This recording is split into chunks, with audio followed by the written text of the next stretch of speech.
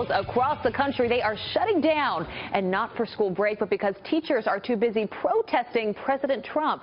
The same organizers who planned the Women's March on Washington are calling it a day without a woman, encouraging women to skip work.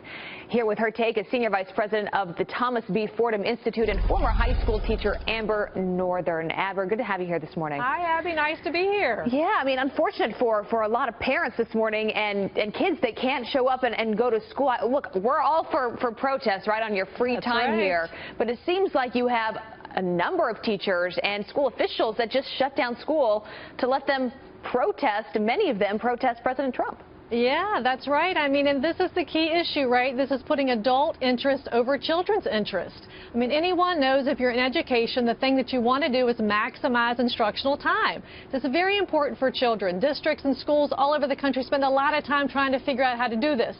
Do we add time to the morning, to the afternoon? Can we have kids go to school year-round? Because we know that every minute in the classroom counts. So when we give them a day off, I mean, this matters a great deal, and especially for the disadvantaged children who need that time in school. And so I would say, you know what, there's about 60% of kids in Alexandria, which is the district right here locally that's doing this, that are poor. And those minutes count for those kids. So absolutely, I would say, you know what, we don't think that this matters for kids. Maybe for the higher income kids or the middle income kids a day, okay, maybe it's no big deal. But for the kids who really need those minutes in school, it matters. And the second thing I would say is, yeah, like, we're all for protests. We live in a free America. This is a great right and a privilege and an honor that we have. But protest on your own time, not on the kids' time. Protest before work, after work. Protest in your summer break if you're a teacher.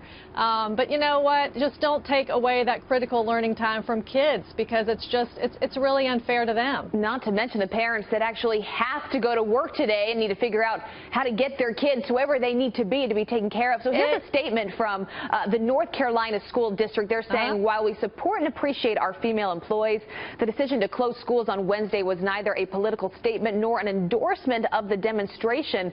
Jeff Nash, he's the executive director of community relations for that district. Why cave, though? I mean, my question here, if you are a school official, why cave to these protesters? I mean, I feel for them. I mean, at least here, these were 300 teachers not going to school in the local school district here. How in the world do you get 300 substitutes? It's a huge deal. I have a lot of empathy for school districts. I don't think they had any other choice when you have that many teachers calling out.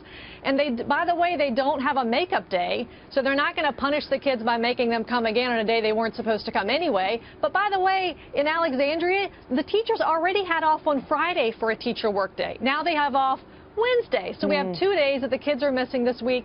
It's a big deal. I mean, the other thing I would say, too, is what lesson does this give kids? Exactly. You know, I was just going to say that. Yeah, I mean, what example are they being to their students? Say, if you want to take a day off, just don't show up. Right. Just don't show up. You don't have to come. And oh, by the way, it's okay to miss and shirk your work responsibilities when you have, you know, your political du jour of the day that you want to protest for. I mean, I think that there's a place for protesting, but it's not when it interferes with your work responsibilities. And I think it sends a bad message to kids when they see teachers doing this. Yeah, we can agree on that one. Amber Northern, thanks for being with us this morning. Appreciate absolutely. That. Thank you.